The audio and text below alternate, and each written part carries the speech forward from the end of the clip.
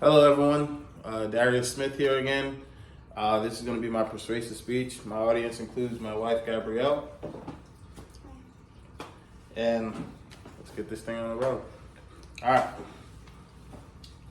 Imagine you're just graduated high school, and it's one of the best days of your life. You just went in, did 4 years of hard work, and finally got something to show for it, a high school diploma. You and your family go out to eat. You're having a great time. Everybody's laughing, you're telling jokes, enjoying themselves.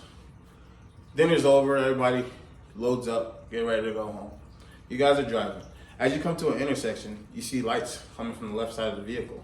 And all of a sudden, boom, car flips, everything goes black. These are some of the effects of when people drink and drive. So, during this speech, I will be presenting different points and ideas about why we should not drink and drive, because this is such a problem in our society today and has been for the last couple of decades. First of all, I want you guys to understand that the issue of drinking and driving has a lot of consequences. There are also a number of risk factors that are associated with drinking and driving, and there's also a lot of legal consequences and impacts that will happen to someone who does get caught drinking and driving or who doesn't get caught drinking and driving, but ultimately deal with the final consequence of the worst of all, death. So, what is drunk driving?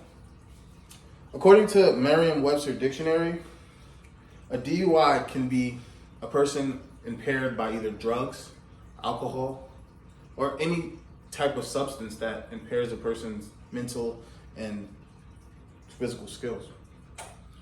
According to the National Traffic Highway Safety Administration, every day, 37 people in the United States die in drunk driving. That's one person every 39 minutes. Not even a full hour, but people are dying every 39 minutes because of this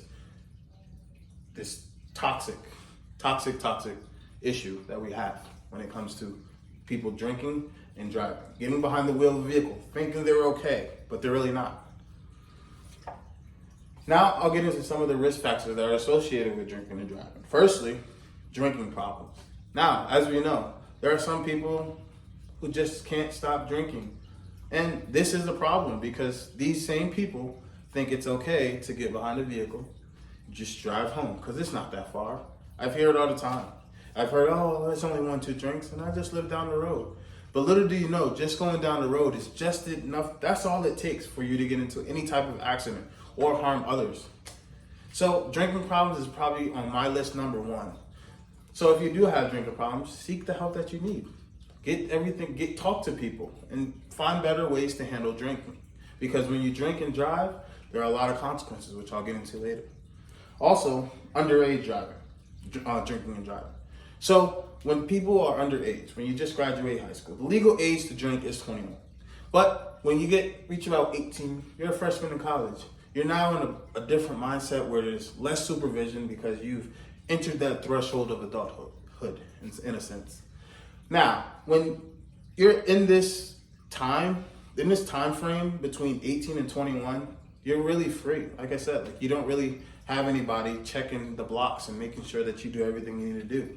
So you're more inclined to take more risks.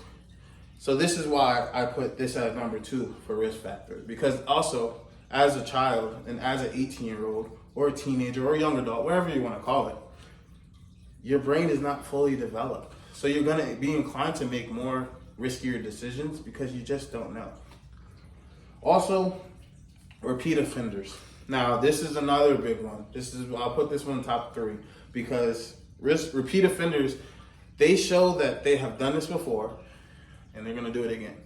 And it's just something that they do. So, according to Keating, Nelson, Whitley, and Shafter, drivers with a BAC, blood alcohol content, of 0.08 or higher are 4 times more likely to have prior convictions for driving while impaired. So this essentially means that those who are repeat offenders and have drinking problems are probably going to have a conviction if they blow over a 0.8 BAC, which again stands for blood alcohol content. Also, the United States Department of Transportation in 2021 said that 13,384 people were killed in drunk driving accidents. And guess what? All of these deaths were preventable. Also, from the United States Department of Transportation, from 2012 to 2021, 10,850 people died per year.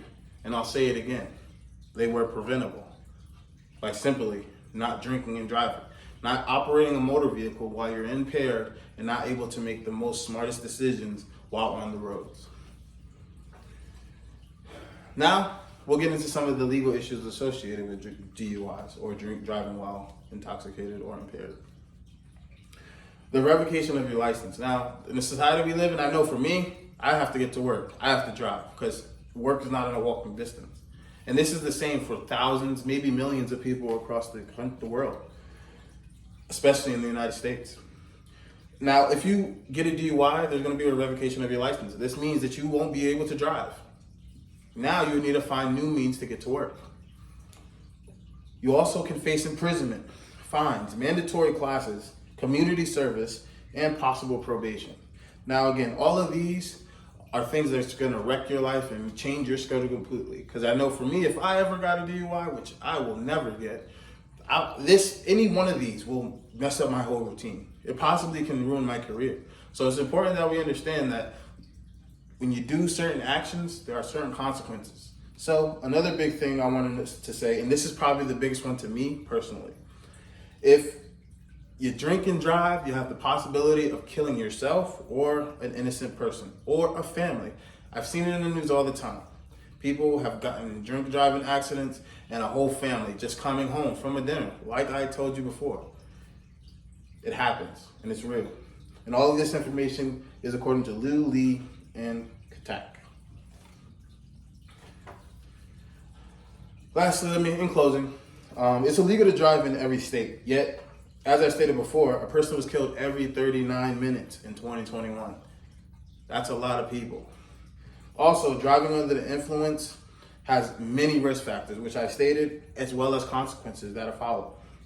So the next time you consider drinking and driving, I want you to think about Austin Lockwood, Andrew McMorris, and Kate Evans, who were all casualties of DUIs. Drive sober or get pulled over. Any questions? No, I don't have any questions. There's a lot of good information though and facts to back it up. And before I go, I just want to show you guys a quick video that maybe will tweak your mind the next time you think about drinking and driving.